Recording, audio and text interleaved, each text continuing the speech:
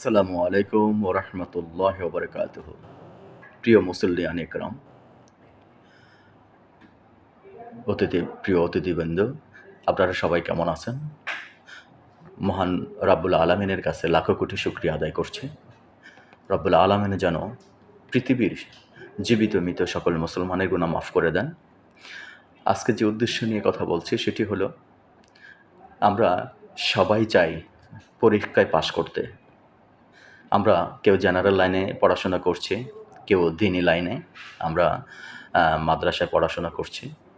তবে আপনি বিলিভ করেন আর না করেন, তবে একটা কথা হলো, আমরা যারা জেনারেল লাইনে পড়াশোনা করছি, আপনি যতই কিছু হন না কেন, আপনি সাইকেল চালান সেটাও আপনার ড্রাইভার, আপনি রিক্সা চালান আপনি ড্রাইভার, আপনি সিএনজি চালান ড্রাইভার, প্রাইভেট কার চালান সেটাও ড্রাইভার, কিন্তু আপনি যদি গাড়ির ট্রাক তাও আপনি ড্রাইভার।